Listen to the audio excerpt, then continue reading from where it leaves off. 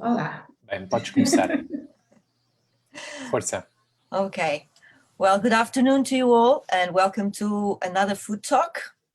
We have a Portuguese guest today, and our colleague Paulina Mata, and we want to thank you all for being here, but thank her mostly for accepting this invitation and this challenge. And it's always a pleasure to have you with us. She has been with us, well, attending some of the food talks throughout the since the beginning, actually. I think she has attended quite a few, so she's one of us, let's say. And but I will introduce our dear colleague Paulina Mata, and for those of you who don't, I think everybody knows you, but anyway, let's go. Let's go for it. Well, let me just give me a second here. Yes. All right. So well, she has graduated in chemical engineering in the late 70s, and from Instituto Superior Técnico from the University of Lisbon, and her PhD is on organic chemistry. You can see all this information online, but I'm just going to drive you through well, it's a quick review.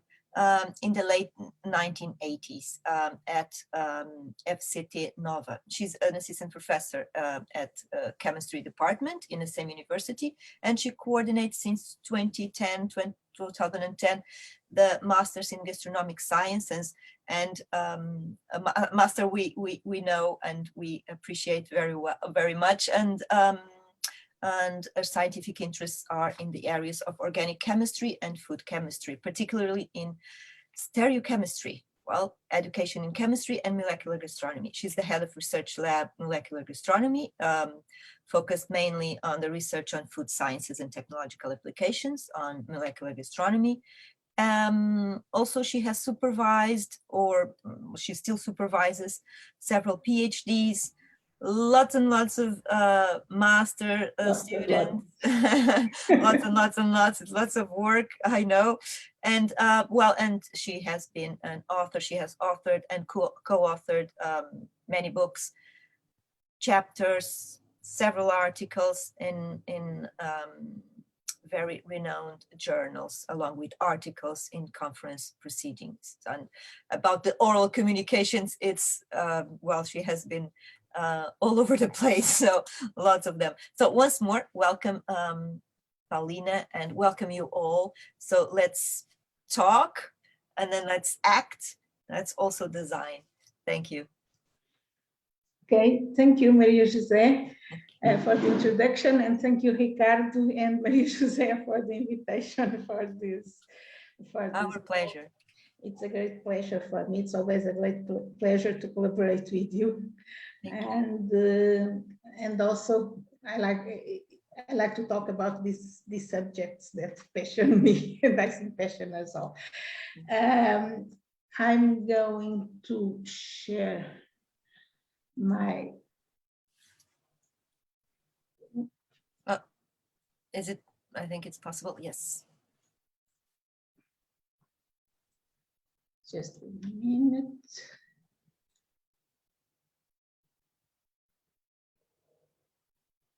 I'm so glad this is after lunch, you know.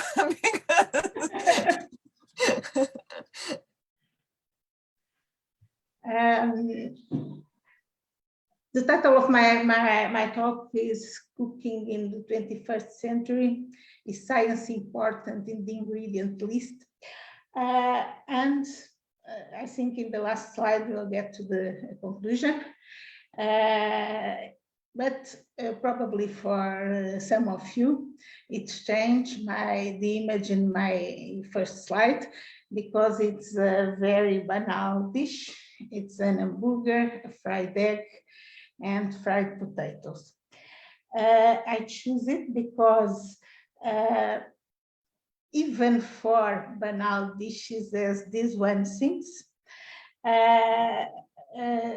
it's important to have a profound knowledge of the ingredients and also of the cooking techniques to get good results. So this science in the ingredient list is equally important when we are talking about innovative process and also about very banal or traditional dishes.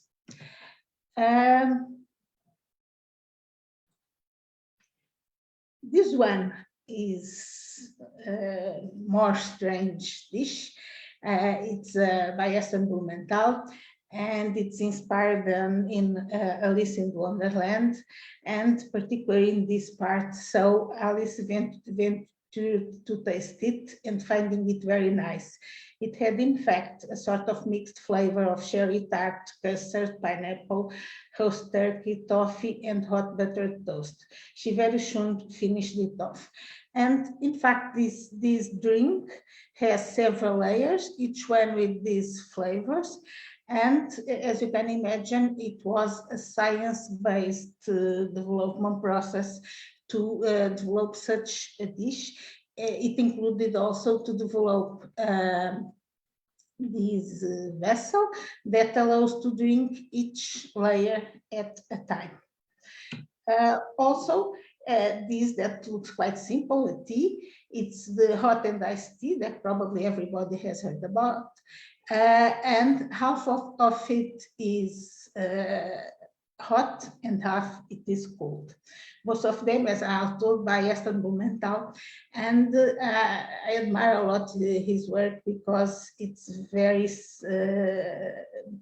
science-based and very interesting. In fact, both of them use fluid gels. So this is not a liquid, are tiny particles of gel. You can see here that this one is cold, this one is hot. And before going to the table, they take this barrier and it arrives, they don't mix. And when people have it, they don't mix at all.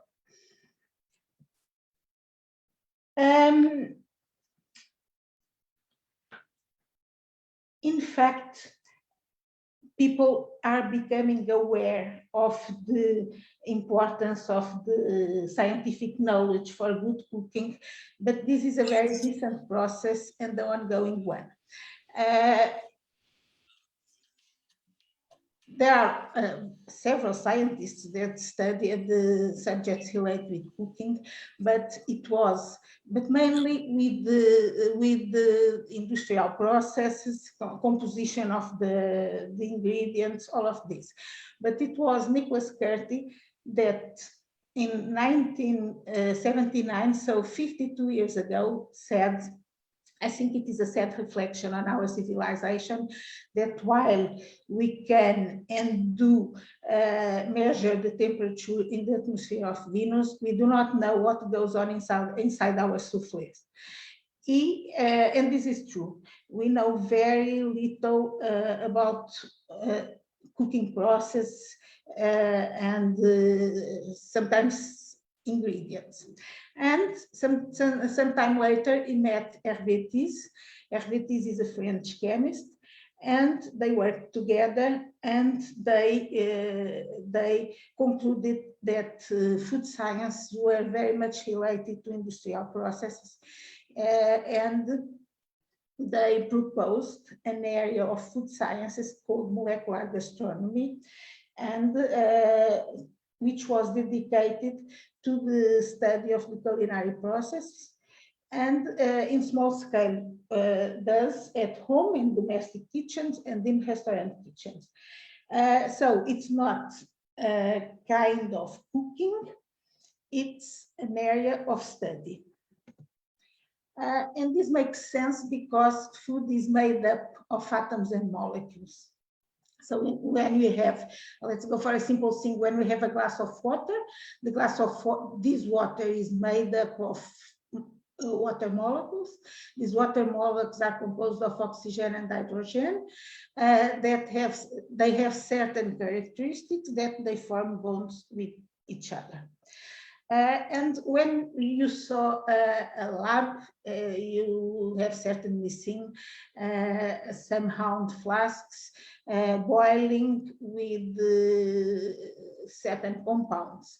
The same happens in the kitchen. They are there because molecules are reacting with each other, and the reaction is this. We have two different molecules. They form other bonds, form a different thing, and give different things. This is different from what we had in the beginning.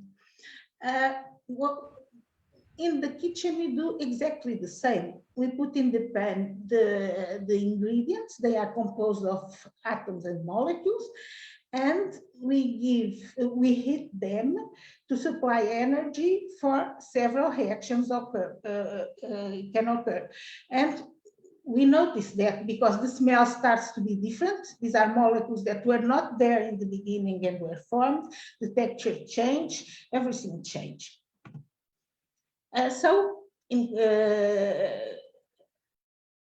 short, molecular gastronomy, it's an area of science, of study that studies what happened in the kitchen, and it produces knowledge, and cooking produces food.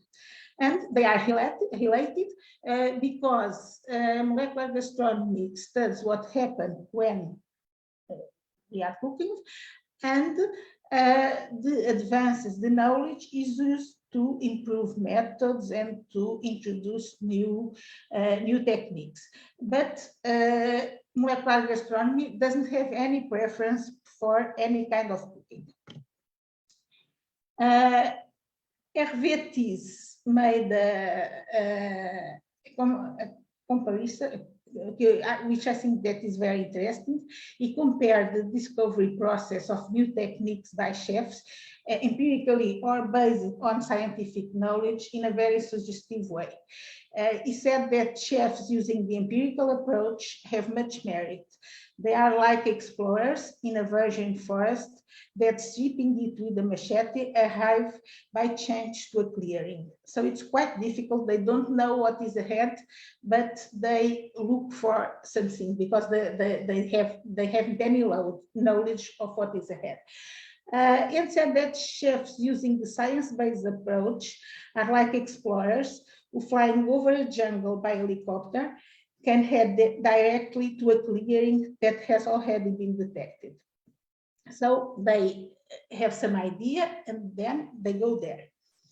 And an example of something developed empirically was puff pastry that I think all of us think it is amazing.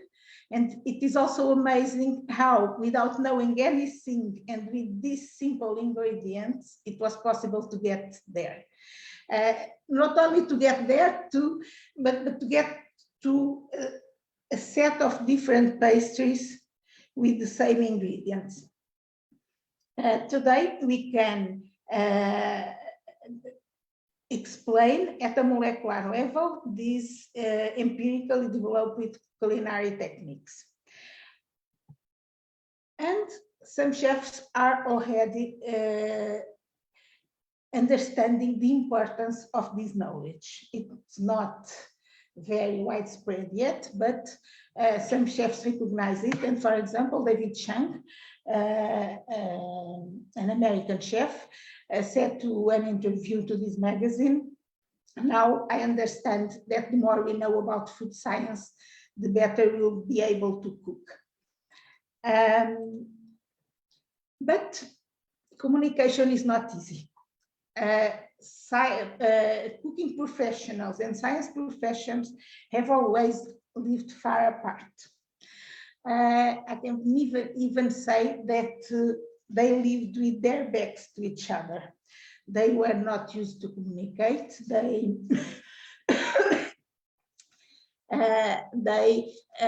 have valued different things. For example, they have different cultures.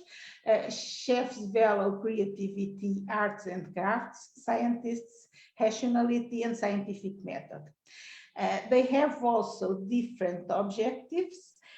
chefs want to prepare good food, and scientists to acquire knowledge about food composition and elucidation of the mechanisms of the culinary process. They have another thing that's very important. It's their time, because chefs need to prepare different menus during a year. And scientists can spend 4 years studying a detail of a mechanism of some process. So it's important to learn to work together. And I think this is one of the most important things that happened in the last decades. It was the beginning of this process and people getting used to each other and understanding each other, being able to talk to each other. And sometimes it's not easy. For example, I have here a spoon with the alginate caviar, so a fake caviar made with the juice of some fruit. And alginate was first discovered 140 years ago. Alginate was isolated 15 years later. And it has been produced industrially for 100 years and is used in food for about 90 years. But cooks and the general public only became aware of it when Ferran Adrià started using it. And it seems a very innovative thing, something very strange that was very unnatural. Alginate is extracted from algae. So it's as natural as many of the products we use. And we eat it almost every day because it is present in large amounts of food that we eat daily. And as you can imagine, in the scientific literature, there is an enormous amount of papers about alginate gelation process, the structure, the properties, and also the effects on health. And the effects on health usually are positive, and people see it as something unnatural and unhealthy. So it's very strange, and it's difficult to pass this information. So one thing that is important, it's not easy, but it's important to work on this, is a good communication between scientists, chefs, and the general public.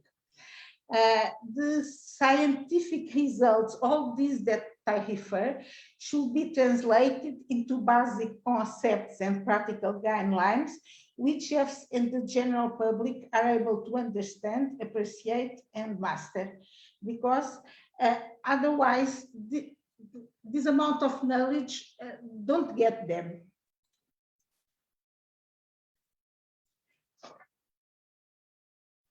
What is really interesting is that the collaboration process that happened in the last decade was started by chefs.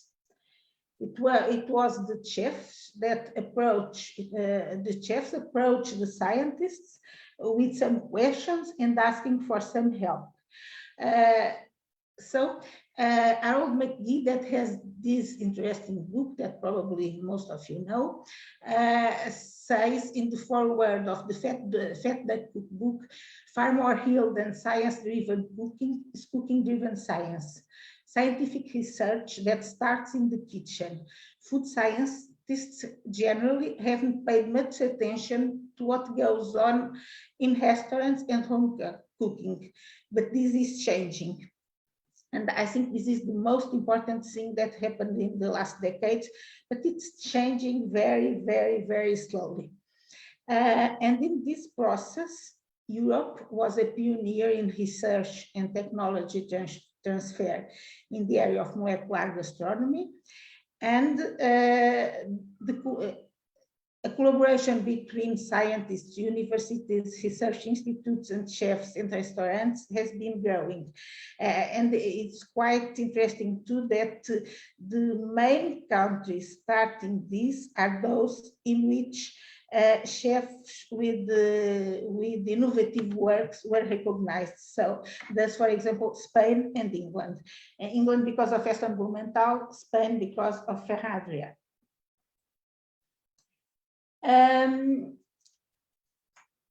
So, as from what I said, I think you can conclude that molecular gastronomy produces knowledge.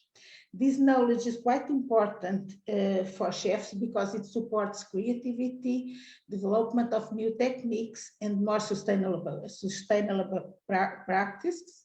And it's essential for cooking innovation. So all this knowledge is very, very important because it makes the innovative process, the development process much more efficient because it is science-based. So it's that image of flying over the jungle in an helicopter. And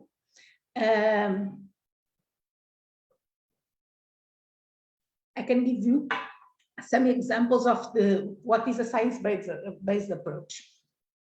Once Hervé Thies was whipping cream to make chantilly, and they start thinking, what I have here is cream. Cream is composed of water, fat, and other molecules, but were not so important for this, and emulsifiers. So I have an emulsion. And when I am whipping, I'm introducing air, and the fat, when the fat is cold, is going to stabilize that foam. And then it's hot. And if instead of having cream, I have some other mixture with these characteristics. And this thought that chocolate has fat, has emulsifiers, has a fat that could also stabilize the emulsion, the foam, and it just needed to add some water and to whip to introduce air. And he did it, and he obtained something similar to chantilly, but made of chocolate and water. So it's a mousse made of chocolate and water. So here, he was not testing, it was not developed for trial and error, but he had an idea and he knew what he could get. So this is a science-based approach.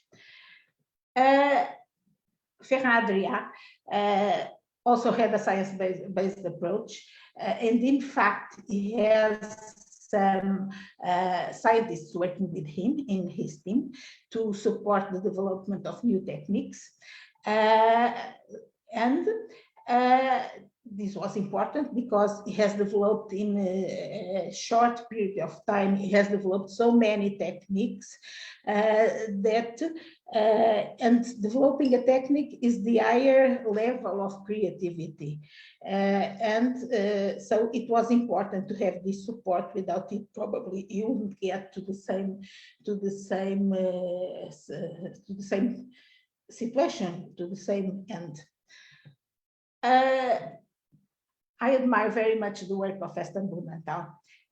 He has a very strong science-based approach, and if we hit one of his recipes from the Fat Duck cookbook, we see this because he explains all the steps, the reason for each detail, and it's quite interesting. And it is essential. For example, this is a dessert by him, and this dessert that looks, I can say it looks simple, but I can say that it doesn't look as complex as it is, because this has, to make this, it needs 70 different ingredients, and the dessert has almost 30 different elements. This means that each spoonful we eat is completely different from the others. We don't have two equal spoonfuls. So develop something like this is quite complex. It requires a lot of knowledge, but the objective he wants to achieve with this is always to make us aware of what we are eating. And if several spoonfuls are taste always the same, have the same texture, we are not so, the perception is not so sharp. So with this, anyone that is eating this dessert is always changing, so needs to pay attention at any moment. And it's quite interesting, this, all of this, and the explanation of all of this is quite interesting.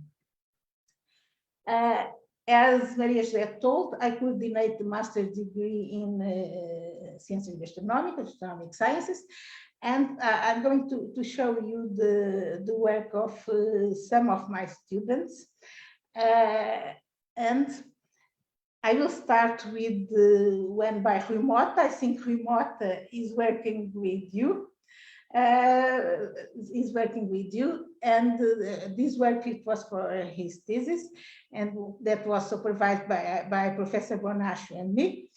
And this is a dessert, a beet-based dessert. The intention was to have a diversity of textures and flavors, and not so much about color, but textures and flavors.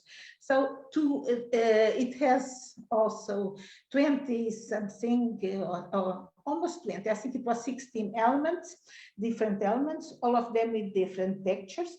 And he made this using several hydrocolloids to get the textures you want. So this, when we work with hydrocolloids, we don't have, for most of them, the empirically acquired knowledge of their properties. So it has always to be a science-based approach. We need to research to see how it behaves in certain conditions, and know its gelification process, all of this to get to the good end results. Here is an interpretation of a traditional Portuguese dessert that was made some years ago by Joana Moura. And she started with arroz doce, and then she made this. This looks like an ice cream. It's not cold, it's hot.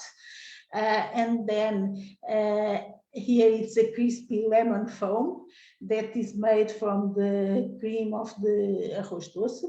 And then this is a cinnamon film. And to get all these textures, she used methyl cellulose. Here, this is quite beautiful. Patricia Gabriel, that study already with you, it's made this. This is a refogado. Refogado is always the beginning of most of the Portuguese dishes. The Portuguese dishes, most of them started with a refogado, and she wanted to pay a tribute to refogado. And then she made this beautiful thing inspired by the filigree from the northern Portugal. But in the previous one, they are well related with being good, having quality, being and some kind of art. But these new techniques, this science-based approach is quite useful, for example, for people with dietary restrictions. And this is an example. It was made by Diogo Amorim, that now is the owner of the Weber Bakery. And it was a vegan dish with the richness and complexity of a meat dish. So it's one of these dishes. And this one, we had a Colombian vegan student, and for ages that she could not eat several traditional Colombian dishes. And for this thesis, with the things she learned in the master's degree, she starts thinking in a science-based way, and she wanted to use this to develop new products that she could eat and remind her of the traditional Colombian dishes. And she developed this. It's chorizo con arepa, but it's a vegan one that she can fry and all this. And then she returned to Colombia and she started teaching at university there. And then she has her own enterprise that is producing vegan tamales. That is a traditional dish in this selling vegan tamal. Renata had a big problem. She wanted to be a pastry chef. She came to Portugal, and then she had 3 kids, and the 3 kids had very, very severe food allergies. And she couldn't have at home neither eggs, nor milk, nor wheat flour. So she said, how can they live without eating any desserts? How can I live without cooking? What am I going to do? And then we decided that she could try to use the knowledge to make vegan. It's not vegan because they can have wheat, they can have a lot of things. Food compatible with her kids' food allergies. And these are some of the things she made for her dissertation, some of the products she developed. And she's from the south of Brazil, so this is pão de queijo, without queijo. And then she returned to Brazil and she opened a bakery. She has now a bakery for people with dietary restrictions. This one was made by Alex. It didn't finish. We didn't test if it was, he had to return and it was not possible to test this. But so it's just the idea and the things he did, the photos of the things he did. He wasn't very moved because in the last stage of her grandmother's life, she could eat only purees. And he thought that it was very bad for her. Everything was the same color, the same texture. And then he decided to develop dishes that are just a little bit more than puree for people with dysphagia. So all of this, for example, here is beans, but it has the puree below, and on the top it has some beans that obviously are not beans, are the puree reconstructed to give him this shape, to give it this shape. So most of these examples use hydrocolloids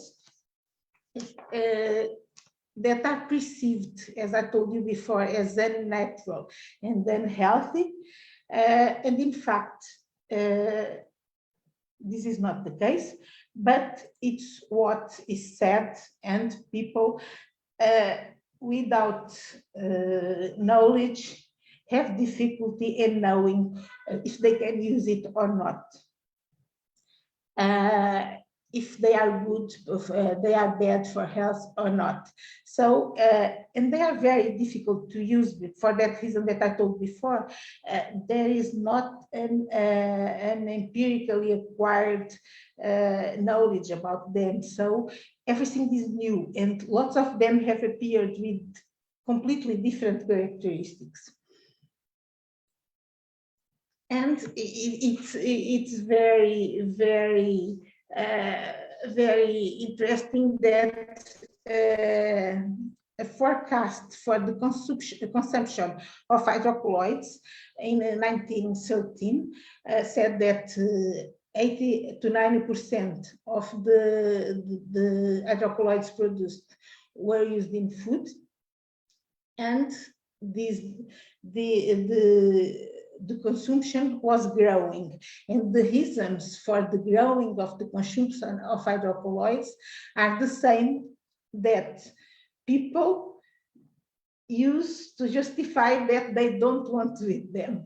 It's very interesting how the same reasons could justify both things.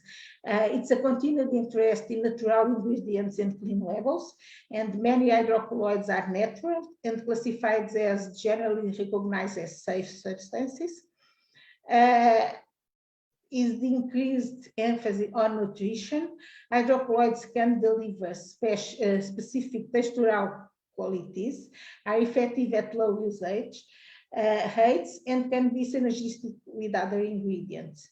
Is the focus on disease prevention. Many of them are soluble fiber, so we don't metabolize them, they are fiber.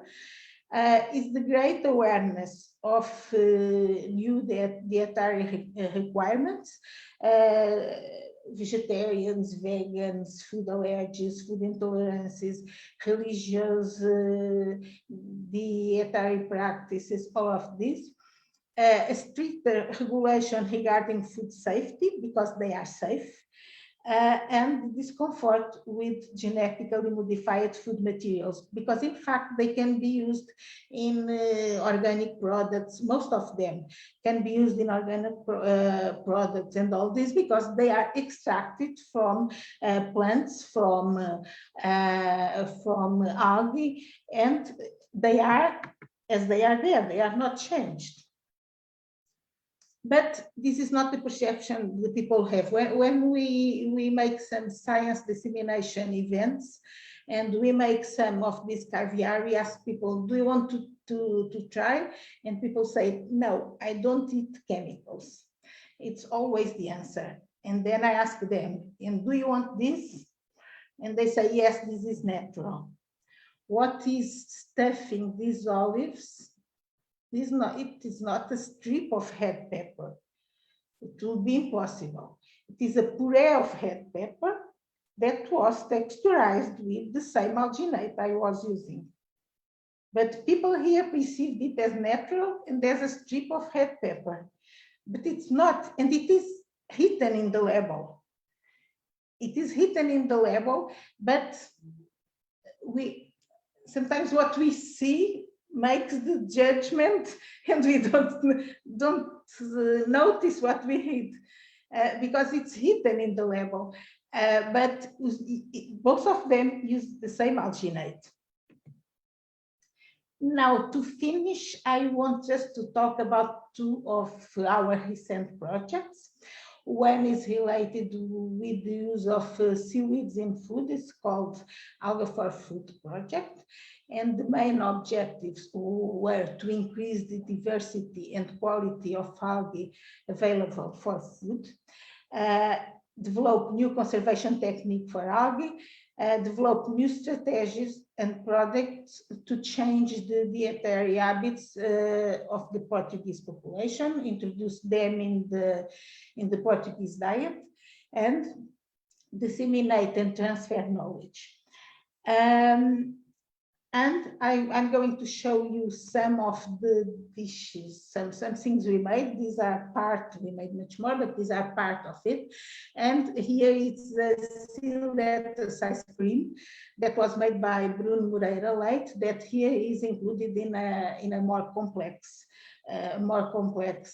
dessert. Here is, they were made by Abigail that studied also with you. And Abigail made this, among other things, she made these chocolates with seaweeds. All of them have a different kind of chocolate. All of them have a different kind of seaweed, so they have completely different characteristics. and by Bruno Campos that made working with Adolfo Henriques, that probably some of you know. It's artisanal cheese producer, made some cheese with seaweeds. And for this, this phycogastronomy, that is the art of preparing and cooking seaweed, taking advantage of its nutritional potential and enhancing the organoleptic properties, we use the science-based approach, and I have here an example.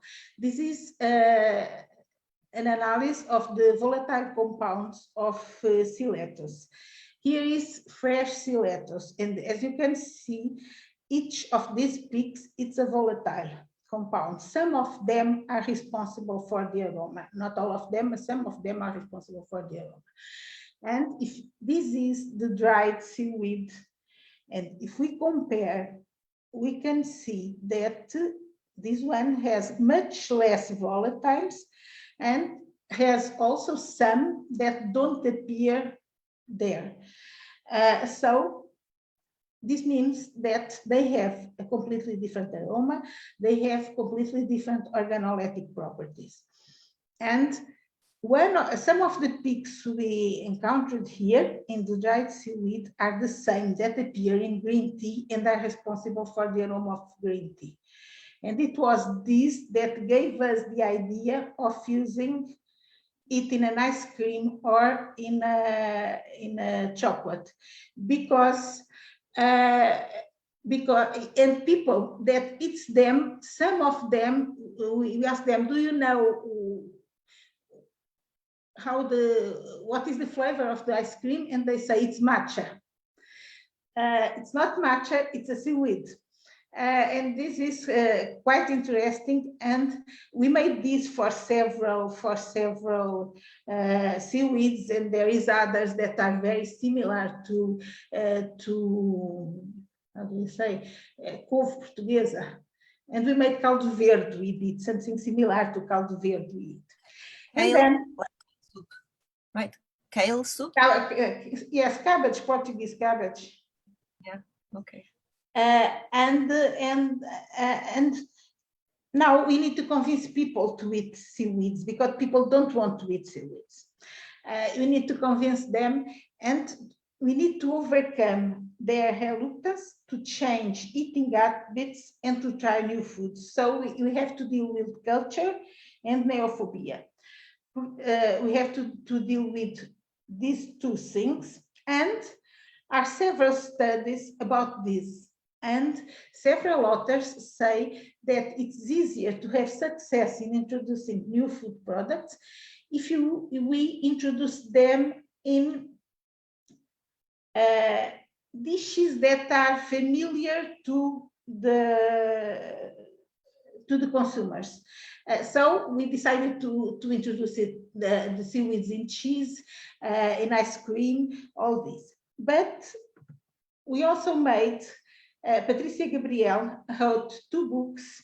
She developed the recipes, wrote the books. In fact, she made the photos, she made the graphical composition, she made everything.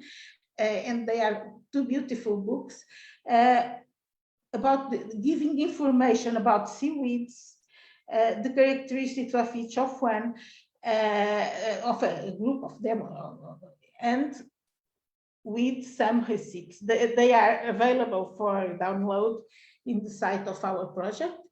And you can see here some of the photos of the dishes. With these dishes, it's much easier to convince anyone to eat seaweed, because it's not strange. There are things which they are familiar with, and they can get used to the idea of eating seaweeds. They can get used to the taste of the seaweeds, to the flavor of the seaweeds. So at this moment, it's important not to give them a huge amount of seaweeds, but to start getting them used to eat seaweeds. The last project I'm going to talk about it's, I don't know if you are familiar with, but it's based on the note-by-note cooking proposed by Hervé Tisse. Hervé Tisse proposed this new and very revolutionary style of cooking in 1994, so almost 30 years ago. He wrote a paper, and he has been working on this, always talking about this. And I must tell you that I heard him talking lots of times about this. I heard a lot about this, and it was a bit as science fiction. It was science fiction, and I was always thinking that no, it's not. This is not in the near future, just far, far away. But suddenly, people are changing eating habits, and new products are appearing, as for example this. And when I start reading the labels, they could be classified as prepared note by note. What is note by note? Note by note is a kind of cooking where we don't use animals, meat, fruit, vegetables. We don't use any of these things. We use just 2 compounds and extracts. It seems strange to use just 2 compounds and extracts and not using meat.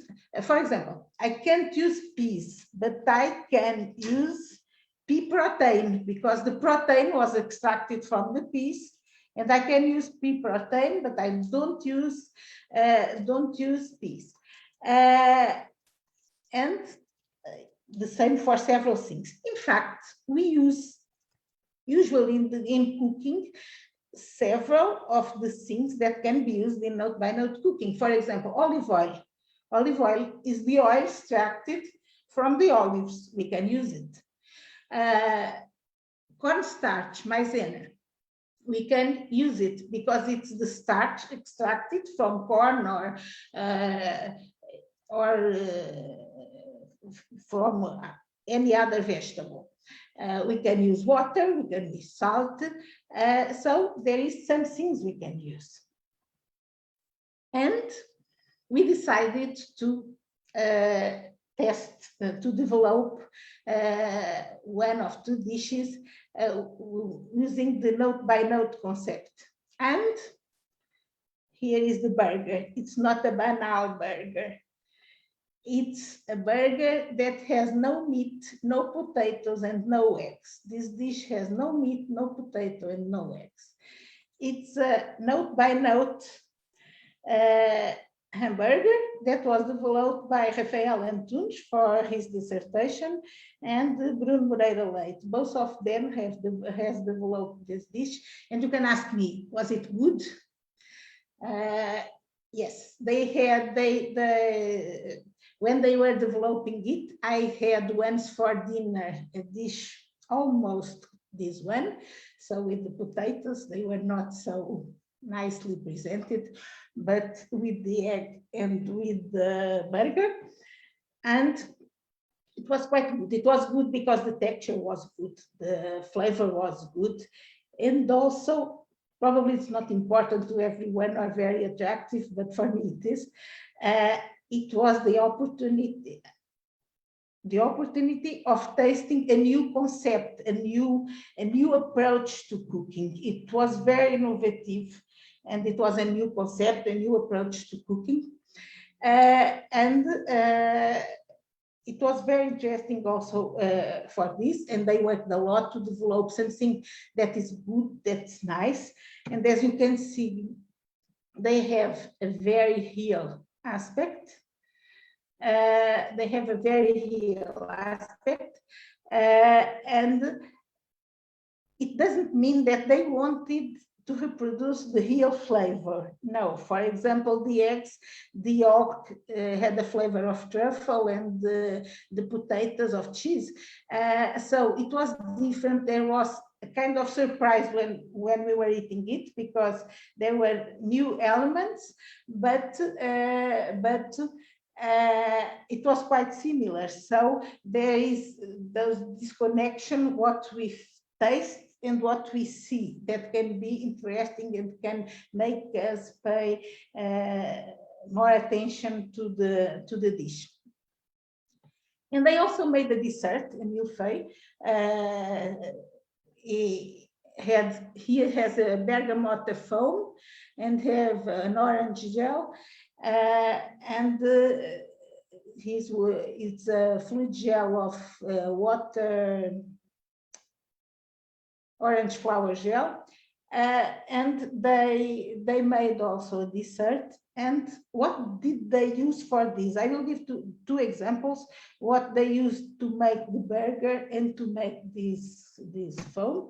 And here it is. So they choose some things, for example, soy protein, gluten, texturized coconut oil for texture, others for flavor, onion distillate, liquid smoke, beef fond aroma for flavor. And so there was a combination of things that were for color too, beetroot color.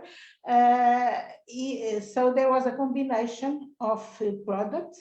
Some of them they acquired. Some of them they made. For example, this onion distillate, they make a distillation of the onions to get just the flavor and not the onion itself. And then they also make for the bergamot foam, they used water, sucrose, so normal sugar, pectin, some emulsifiers, sucroemul and glycemul, some oils, coconut oil and grapeseed oil, and some flavor, the bergamot essential oil. So with this, they made this one the burger, this one that foam. And they wanted them to have an identical texture to the real products. So they made some texture analysis, and they used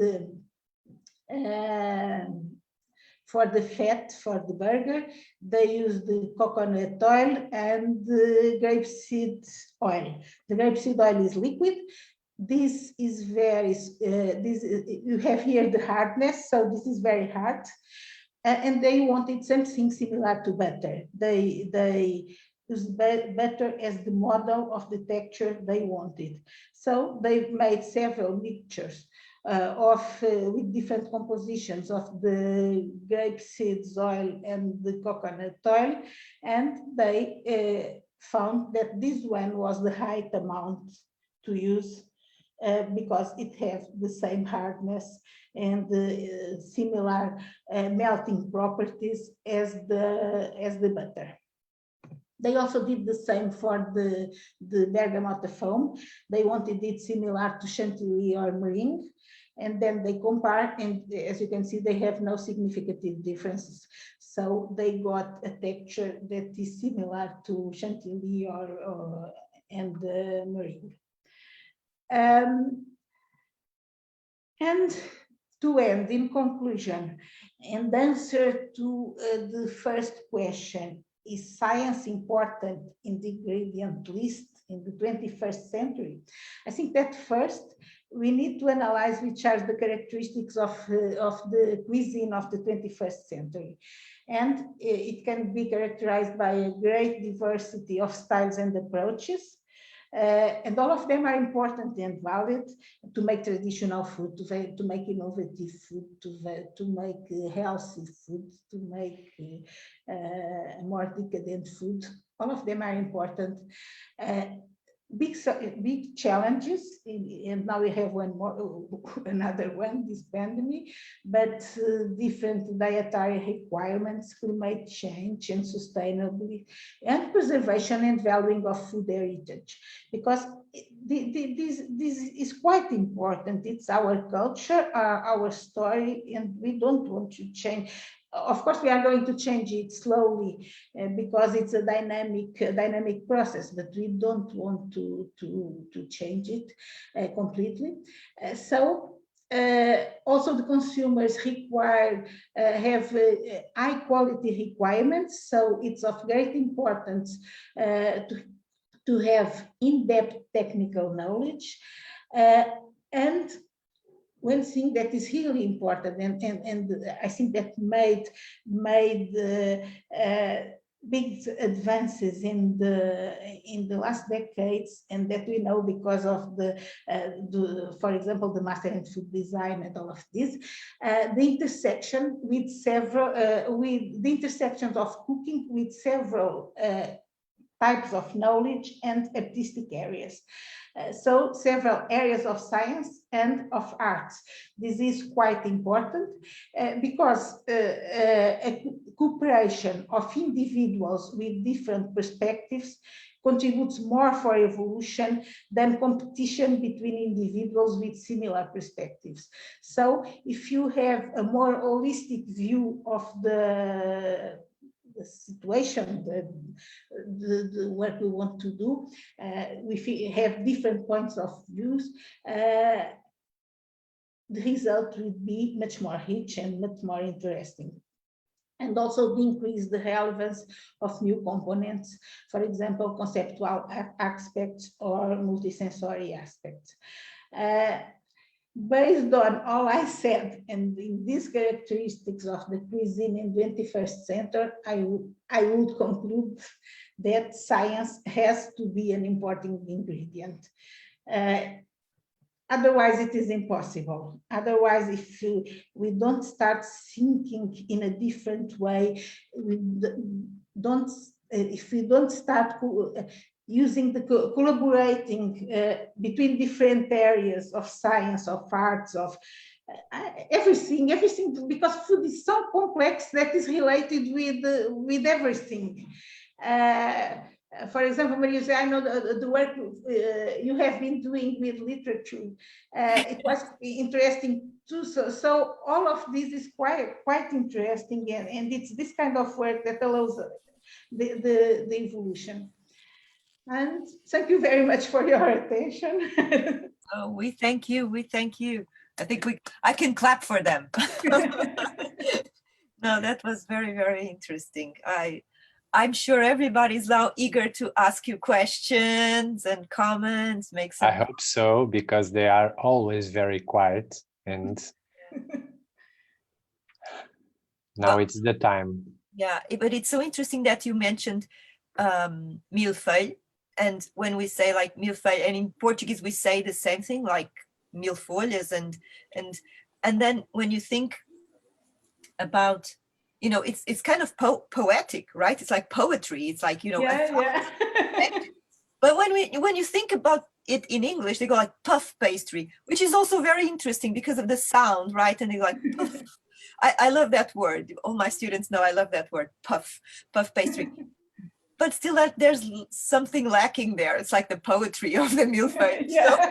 So it's very interesting, even words and the things you use. So it's I loved what, you know, your presentation about all this familiarity, but at the same time the surprise element that actually it's kind of a connection and a disconnection. It's very interesting. So that's, I think that's the best when you have that mystery, right? Yeah. It's very, very interesting. I loved all the. We have always looked for something different, from something more poetic. And the milfeille and lots of things we do, the drawings we do in the, even simple things in the arroz doce, all of these.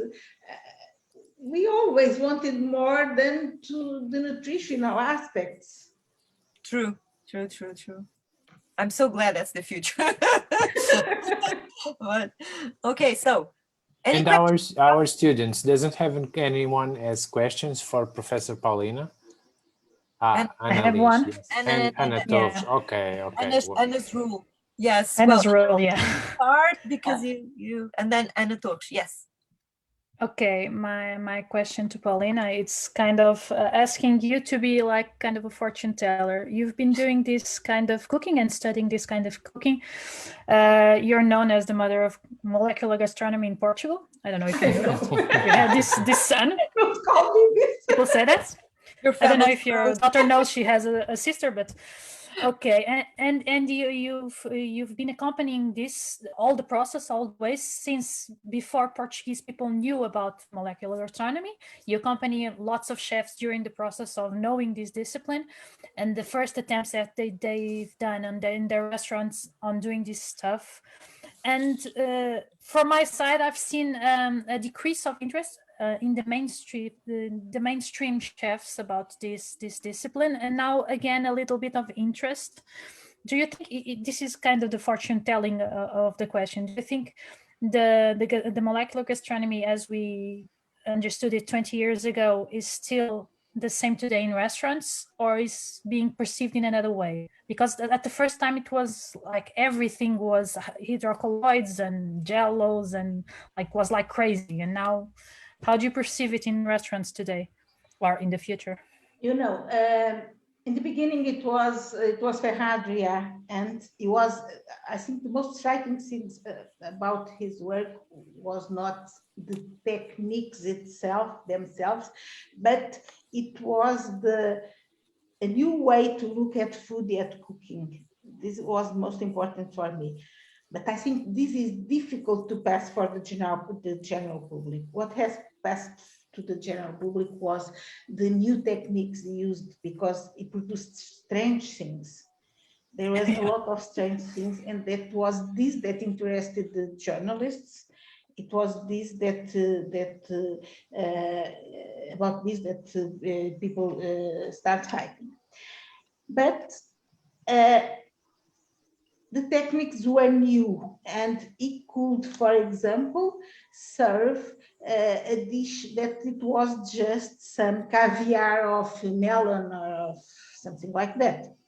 Now, this is not acceptable anymore, because it was his technique, it was developed, everybody knows the technique, and it doesn't cause the same impact, and people shouldn't do what he did. But I think that these techniques can be useful to use in other contexts, not just hydrocolloids. By that time, he introduced dozens of techniques. I don't know how many, but more than 10 or 12 or 15. It was showing the techniques. It was a show off of the techniques. Now, it can't go that way. It must go in a different way. They are there, and they must be integrated in something, in some dish, and in some work. For example, Estampel Mental uses a lot of hydrocolloids, not the same, because they don't use the same. As far as I know, Estampel Mental has never used alginate, because it was very much linked to Ferradria, but uses others, but uses it to get interesting textures. If you go to his restaurant, we don't see the hydrocolloids, but they are there. Mm-hmm. So I think what the way to go is to use these techniques as we use every other technique in cooking. And okay, there is also another important aspect. Hydrocolloids are very difficult to use because as I told you, there is for example, if I want to use gelatin, I know what to do with it. It's an empirical knowledge that is very, very well acquired. I know that I must soak the sheets of gelatin, the temperature, how I should cool it for the refrigeration. I know everything, but with these hydrocolloids, people don't know it. And some of them, for example, are very sensitive to salts or the composition of the liquid in which we are applying them. I can tell you that the first classes I gave, I tried some of the experiments at home, and I live in Lisbon. It was the water in Lisbon. And then I tried to reproduce them at the university that is in the other side of the river. And they didn't give the same results because the water there is different from the water I have at home. So it's quite difficult.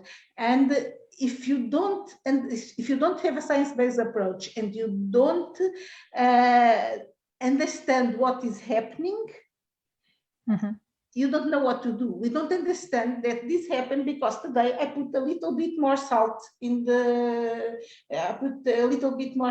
preparation, so it doesn't work in the same way. So it's difficult because of this. It's important to have a different approach with this because there isn't an empirical acquired knowledge. Most of the things are not written, are very few books about this. There are examples, receipts, but if the water is different, if I season it in a different way, it can give a different result. And because of the wash, I think that it's very important. And another reason, people are not confident that they are not unhealthy, and they don't know very well what to do. So I think it would be important to have more information about that, to translate all that information in a simple way, so that people can use it and start using it. And another thing, this requires some time to get good results. And as requires sometimes to get good results, sometimes there is no time in the cuisines, in the kitchens to do this work, this test work. So I think it's a lot of different reasons that contribute to it. Okay, thank you. Thank you. And Anna, the other Anna. Hello. So my question is about the, let me think, about, do you think it's possible to overcome the lack of chemical or scientific background in the cooks? Usually cooks don't have a background in science. And this is very precise with all the reactions. And if we have some ideas, but how it's possible to overcome that lack of background, because our math is not so good, or we have some principles, but it's not the same. How can that is possible to? I think that it's not necessary to transform cooks in chemists. It would be impossible, and it would be not very intelligent trying to do this. So I think so. I have here some of my students. Most of them that are here, some of them don't have yet studied hydrocolloids. It will start in 2 weeks, but there are others that have, and I think that we, in the beginning, we have a course of food chemistry, and they are very, very upset with it and very nervous about it. But I think in the end, they can understand. I don't want to transform them in chemistries. I want to give them information that is important to think about cooking process. So it can be 1,000 reactions, but only 10 or something are important when we are dealing with when you are cooking. So we focus on this, and I think that in the end, most of them, I don't say that all of them can, but most of them can think in the things with a science-based approach, and can understand that these happen because of this, and if I do this, they can have an idea that what expects, what this can what consequences this can have in the results. But they can say better than me, because most of my students are not, don't have a science and education at university in science. Most are have others from other education, and we have had students from all areas, from law, economy, all of these that are not history, but I think it's possible. It takes some time and it requires some work, but I think it's possible. Okay, thank you. Thank you.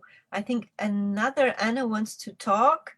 We're like I have a question too. Anna please. Magalhães and then Salet. Is that okay? Okay. Yes. Hello, everyone. Yeah. Well, Professor Paulina was actually the woman who made me believe that in the importance of science on an everyday basis. And I think that in this society where we are more and more walking towards the citizen science, where all of us want to be part, we want to understand what's happening around us.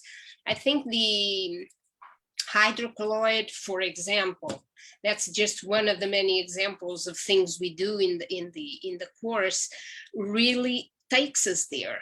And because food, and I took Dr. Paulina's teachings, not just in case of my own kitchen, where we actually use the hydrocolloids in very small scale, but I see its use on a larger scale, because when we look outside, we have a world with food problems, with food issues, as we all know. So we're not sure how we're going to feed the people. We're not sure how much longer we're going to be able to produce food in the same way we're producing it right now. And I think these new methodologies make us think, and we should invest in them to figure out ways actually of how to address food at a larger scale, not even just the restaurant scale, but creating things for the wider public based on this. And I think it's very important that this knowledge of how science works in cooking comes out. That's one of the things I'm missing still, but thank God some of us got into this master's degree, but keeps on revolving in my head. We should bring it out somehow, because once you know facts, you start realizing you're not going to die from it. It actually is good for you. Well, I'm a living case of that. And I think many other people would benefit from it, even in terms of health factors. And you see already how many enterprises all over the world are investing in the so-called fake meat. Okay, so hydrocolloids and other chemistry knowledge is being used to address really big problems in the world, and I think that's amazing. And we should look at that bigger scope also, not just our own small kitchens. Thank you. And thank you, Anna. But just one thing, when we are talking about our master degree into science and food and cooking, I must tell you that we have just 7 or 8 mornings about hydrocolloids. We have much more about traditional food and what happens when we are cooking meat, when we are cooking potatoes, when we are cooking rice. Much more about that than about hydrocolloids. It's just a part of it. Mhm. Because when people think about innovation, they think about that, but innovation is actually knowing all that comes before. So actually, Yeah. it makes And sense. most of the time, as I told you, some of my students here are in the first year, and they haven't heard anything about hydrocolloids yet. Now they're very curious. This was a teaser, a spoiler. This was a spoiler, but that's okay. Well, I do have Salette and Zara, right? Well, so Salette, are you ready? Yes. I want to ask if, as you said before, the water can be a issue when we are cooking. So I want to ask you if when we eat it, when we eat this kind of food, if our organism can react different and can contribute to some of the food issues that are appearing, like intolerance and other diseases related with food. Can these products be a solution, or can they contribute to this kind of issue? I think that most of these compounds don't cause allergies or food intolerances. Much less than, if they cause, I've never heard of it. It's much less than usually the common ingredients, and they can be used to impart certain textures that we want. For example, if you eat, but you eat them daily. If you go to the supermarket and if you buy a light yogurt, so a no-fat yogurt, 0% fat, they have a lot of hydrocolloids, otherwise they wouldn't have that texture. So they have a lot of hydrocolloids. But it's fiber. We don't metabolize it. So it's they can turn the food in a food rich in fiber. But in the beginning, we talk about the water, that they behave differently according to the water we are using. But the same happens to green vegetables. Sometimes chefs say, to get the food in the same way as I do at home, I need even to take the water. And this is true, because the water can have influence on the texture of the vegetables, on the color of the vegetables. So the water is an important ingredient.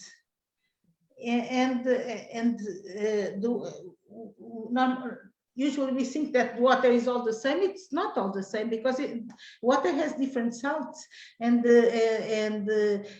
it will have influence in a lot of food, in a lot of cooking, not only in these products, in everything. Can I add something? You know that when we are making a stew, if I dice an onion, it can be a different taste as you diced an onion, because our chemistry, the things we have are different. So that's why I'm asking if can these ingredients react differently in everyone.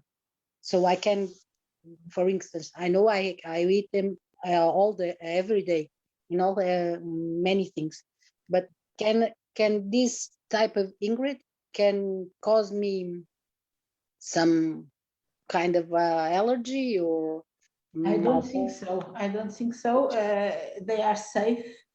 they are safe. So I don't think they can cause any allergy, but it can happen. People have different allergies. As I told you, usually with eggs, milk, and wheat flour, but that student I had, she couldn't even have this at home, because if she has wheat flour at home and she uses it, her daughter would have a very severe allergy. So it depends on people, but they are not more allergenic. In fact, I have never heard about them being allergenic, because usually this is related with proteins, and they are not proteins, they are carbohydrates. Well, thank you. That was very interesting. Like, we associate with, yeah, very good. Okay, Zara, yes. Zara is there looking forward. Well, first of all, thank you for hosting this session, and thank you, Professor Paulina, for again reminding us of the importance of science. Lots of things I told here today. But it's always nice, and there is always something a bit new, at least, or at least I think it's difficult to grasp just 100% every time. And each time you hear something, so, or even because of our mood or something, we see it from a different perspective, and I think it's always very useful. And I think, it's always interesting, and I think also, besides this point of view that science and is very, very important for the food future, and everything to help solve all the problems that we have and so on. I think it's also very important, like the other side, and I know Professor Paulina has worked also with that how food can, and food science can help bring science and make people understand science. Also a bit in a similar way that to introduce algae, you use the rissoles or the traditional foods we are used to. I think also food is a very nice way of introducing and explaining science to people. So I think it's really a win-win. Yeah, I did some work about this for several years with schools here in Lisbon and with Pavillon do Conhecimento, and we discovered it's a very effective way of transmitting concepts, and also to get to, for example, to all the family, because food interests all the family. And sometimes the kids got home and explained the parents, you do this in this way because, and then the parent, the father or the mother next day asked the teacher, he told this, is this true?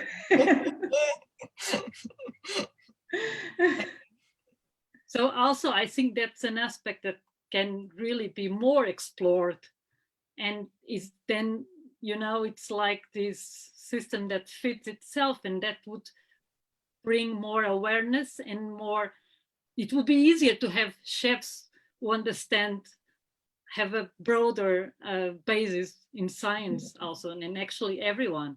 So I think it's really important, and it's really very nice to be in this master's program and have more this knowledge and so on. So thank you.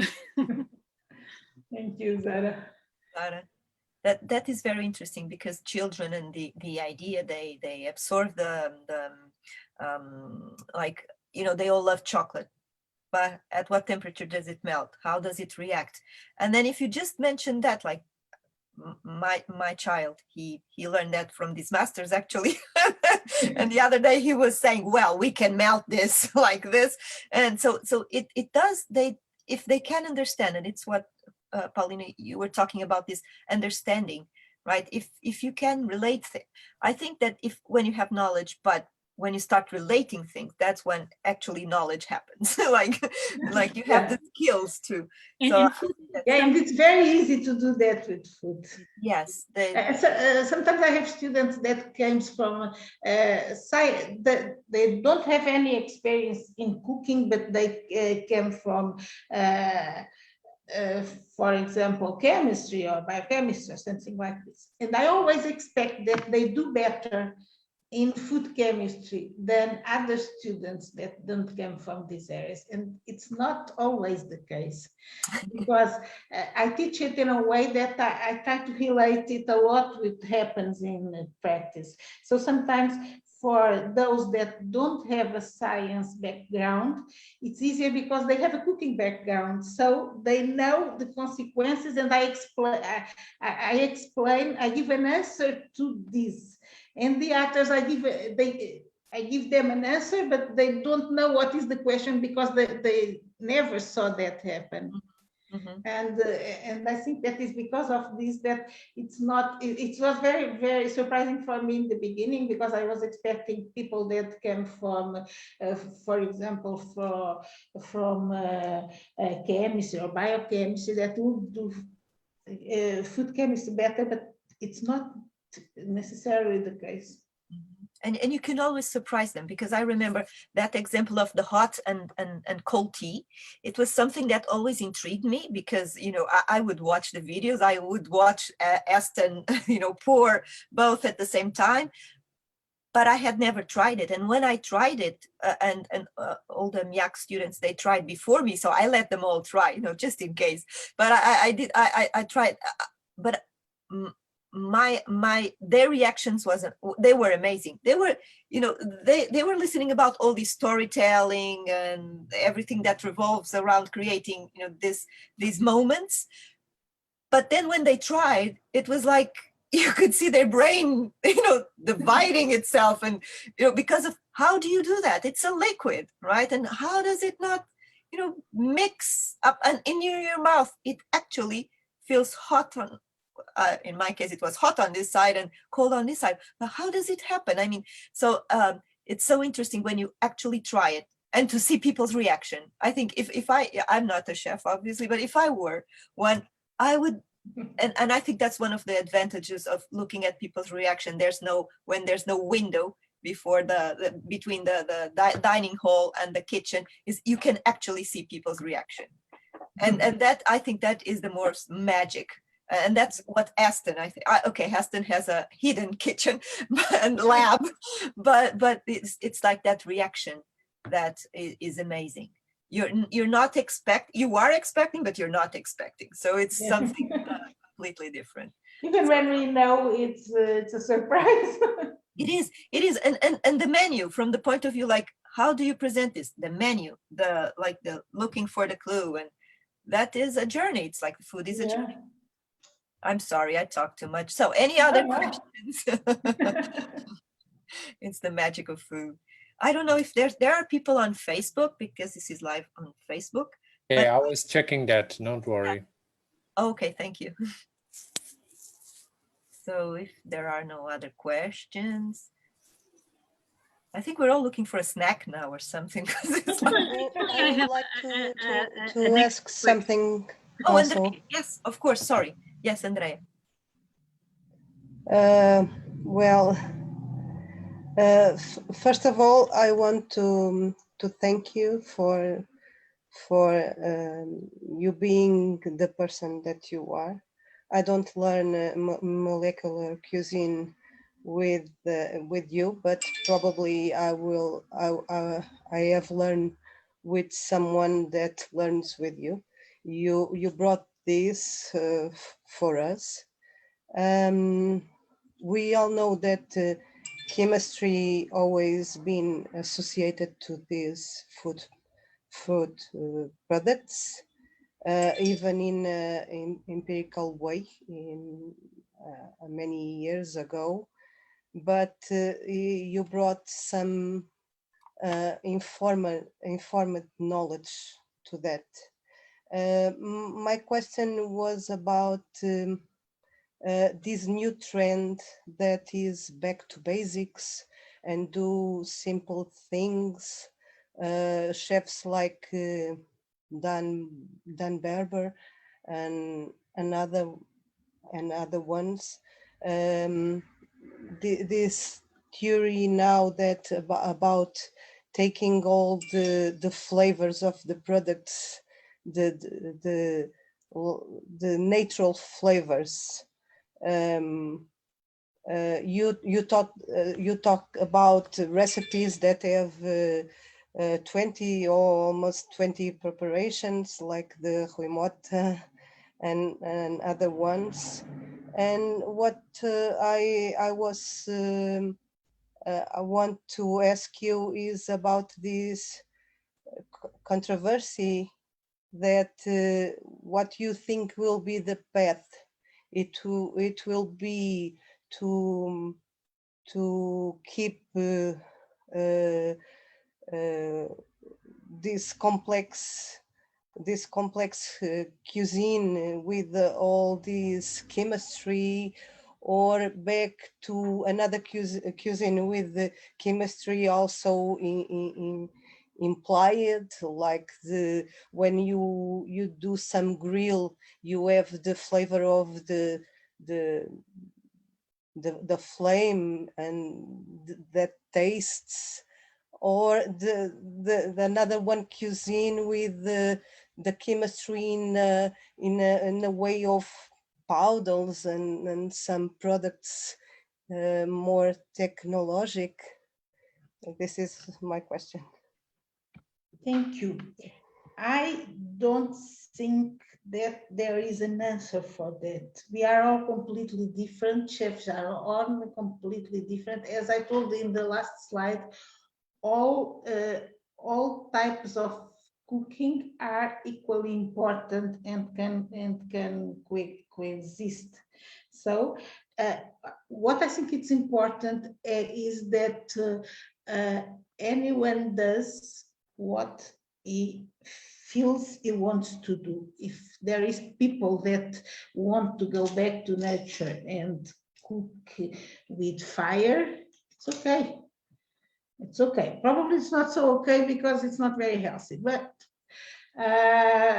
this is another question. If they want to be in that kitchen and suffer from what they are doing, the worst is for them. But they can do it. It's everything is valid. We don't ask this for music. Are you going to forget classic music and do just jazz or rock? What's going to be the future? The future will be everything, and in cooking will be everything. And even as consumers, I must tell you that I love these things that are very, very complex with 70 ingredients, 30. I love this. But I also love simple things, and I wouldn't be able to eat this kind of desserts every day. There is something we eat from time to time. There is a type of meal that we have from time to time, but it's not for every day. I think it's so. My answer is everybody should do what he feels he wants to do, what he feels it transmits what he wants to transmit, the emotions he wants to transmit, or no emotions at all, because some people just want to reproduce something that if they do that well, it's very, very good. So everything is valid, everything is important, and I must tell you that I believe that this return to the natural and this rejection of this kind of things is because some people don't like it, but also because of the difficulty it is to work with these kind of things and the information that people have. It's very difficult. And so there are lots of reasons for this, but I think that everything is valid, everything is important, and different approach give a much bigger richness. So It's good for us that can taste different things. It's good for people that can do what they feel they want to do. And there is choice for everyone, because there is people that don't like very complex things. There is people that don't like other things, and choice for everybody. And what's important that's good food, and this is the only thing that is important. But good food can be a lot of things and can be different types of foods. And the future, I think it is everything, as much as possible. And actually lots of these surprises, because the challenge is, how do you keep surprising those people with the desserts? It's like, you know, you But surprise. we don't need to be surprised every day. No, that's it. It's It's like, very tiring to be surprised every God, day. thank God that we would not trust anything else. Start doubting. I don't want to be surprised every day. It's like, you know, if you go to a restaurant, like let's say Heston, and you know, it's a challenge from the beginning to the end, but then would you like to return? And so that's I tell you that I was there 3 times. and how was it? If you ask me what is the thing we want to do when this pandemic ends, I will tell you to go to Western Blumenthal. And my daughters both live in England, and I already told her, when I go to England, we will both, the 3 of us, to Western Blumenthal. That's a must. No, it's really good. No, it's the best I've had. Mhm. Very, very far apart from all. Yeah, no, that's very good. It's very good. We will have maybe we were inviting Francisco, who worked there in the Yeah, development. development. Yes, to come and talk to us as well. So I that, think who is here? He doesn't. yeah, who is here? He's Yeah. here. He worked there. But he just did a training, but Francisco worked there for many years. So Yeah, I think we could organize here like a round table. I think so. It would be interesting. Actually, we could do it in another platform where it's not squares. There is like teams. They can organize the screen and you can have like a conference thing. It's very interesting. I think we should try, because you know, all these squares. Don't give me ideas, because I'm already thinking about that. But you were distracted. No, because I think it's very interesting, because both students from the Masters of Gastronomic Sciences and our students, there are plenty of them that was doing internship at the Heston, and it could be very interesting to have a round table about their own experiences. Yes, because I'm sure that. Yeah. Sorry to interrupt you. Even people who went there, like Paulina, she went there 3 times. She has more experience. So why not? That's a challenge. That's a challenge. That's a challenge. We listen Aston Blumenthal, then he appears. That's fine. I thought it was just like, I'm not here. I'm not here. And Eduardo, maybe Eduardo wants to say something, because he raised his hand. Yes, I want to say something. Okay. So I teachers, Maria and Paulina. My question is, when you go to restaurants like Aston Blumenthal, like you, Sora, Paulina, you go because the food, or you go because of the art? The principal thing that you go? I go because the experience. And you believe that? For example, and I think that people look for different things. For example, some people are not interested in how these dishes are made. If possible, I would like to read all the receipts and know exactly how each thing is made, because only in these ways I can completely value what I'm eating. Because sometimes, as we'll talk about this in 2 weeks, sometimes some dishes take more than 2 weeks to complete. They are so complex. And only knowing, I think that I can value it. Some people are not interested in this, but I go there for the full experience. And do you believe that the majority of people go because of the flavor or because of the art, the experience?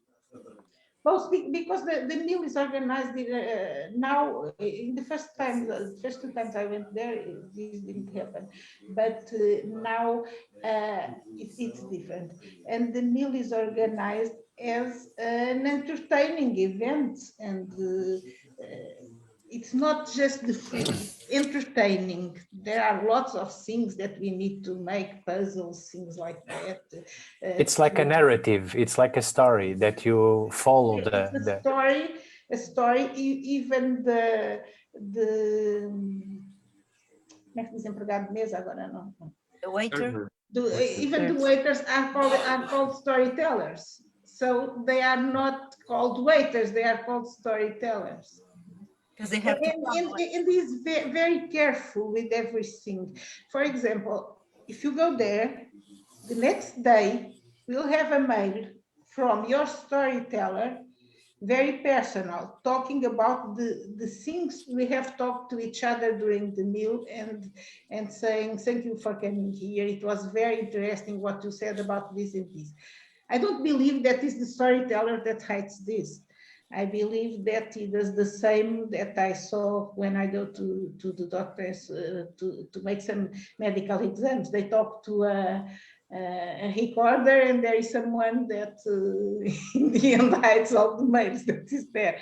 But anyway, it's very, you feel that you were important. Because even some of the dishes are personalized. They send you 1 month before, they send you some questions about important aspects in our life, memories from childhood. And when you get there, you have personalized the dishes. Mm-hmm. So I think it's a completely different experience than I had at any other restaurant, because it has lots of different components. I don't have a question, but I have a comment. I have a comment. First of all, I would like to thank you, Paulina, for your talk, because it was always a pleasure to listen to you, and I'm always looking for you to bring you to our students, because I think that you are a wonderful person and a wonderful professor that have this amount of knowledge. But one of the things that I'm fascinating about the work that you have been doing in the last years, and other professor related to food science, is this: I'm not a scientist, I'm not a chef, I'm not a cook, I am a designer. But one of the things that I'm aware nowadays, especially in our masters, is the idea that the science, or the food science, it is very important for our students to be creative. And this the creativity that is important nowadays in our food systems. And because people nowadays want these experiences that you are talking about when you go into Aston, not about the product itself, it's more about the experience, the histories, and creating these kind of memories related to food. So I only just want to say that thank you very much again for your presentation, and I hope to see you again in the future. Since now you will have more free time, I hope, in the future. Thank you very much. Oh, wait, we still have Zara. Zara, she was here. Where is she? I'm here. Ah, you moved. I'm sorry. No, I'm in the very same place. No, I tell you. Okay, I'm sorry, because you had raised your hand. Very, very far away. She's in Finland. Yeah. Oh my God. See? She moved. Well, I think when Corona, well, it's over, we should have a study trip to Blumenthal. Now that's a topic. I will go. That's something we should organize. So the round table comes first, and then the trip. Is that okay? Yes. Okay. Whatever. As long as it comes and Corona disappears. Well, I know we will have the hydrocolloids course in a short time, but Yeah. I know very little actually about hydrocolloids. And a question came up to my mind because, well, I understood that it's not easy to work at least with some of them. Then, well, they are used in industry. So what's going, and at the other hand, so there is very little literature about it. So what is going on? Is industry? No, there is a lot of technical literature about it. Okay. So for example, you general will see public. that I will give you a book that has more than 1,000 pages about hydrocolloids. Okay. It's just one. So there is a lot of technical literature about it. Okay. But it's not appropriated for. Okay, not for the general public. Yeah. Yeah. Is there also because the industry, that's what I think, industry is using it, and I'm sure they're using it well they know exactly in which conditions to use it. Is there also information that is protected under license or things, or is everything? The compositions they use probably are. Okay, yeah. Or the amounts, but about hydrocolloids, I think there isn't. Yeah, okay. To sell it, So information. Yeah, so it's just again a matter of language and communication. As I told you about alginates, for example, I think that there will be thousands of papers about it. Yeah, exactly. But the experiments are made in a lab in controlled lab conditions, and sometimes it's difficult to pass the conclusions for what is happening in cooking. It's difficult to read these papers, so the information must be translated. Yeah. And they are so many, and they suddenly appeared a lot of them, and not only alone, but in combination with each other, and they have different properties in combination with each other. They behave in a different form. So it's really difficult. I always say that you should choose one or two that you like, 2 or 3, and it's enough, because it's impossible to work with 12 with something like that. So you should choose what is important but they are showing up in normal supermarkets in like Shantan Gum and Agar, and they are start to so again it's a matter of carboxymethyl cellulose that is used for that one I use a lot. Design. Yeah. Okay, thank you. Thank you. Well, I think we have to go, or else Facebook will. But that was very nice. And so here's an invitation to Rui Mota, who went to join the dark side again, and so we can. Yeah, he's hiding from it, but we will get him. Don't worry, we'll get him.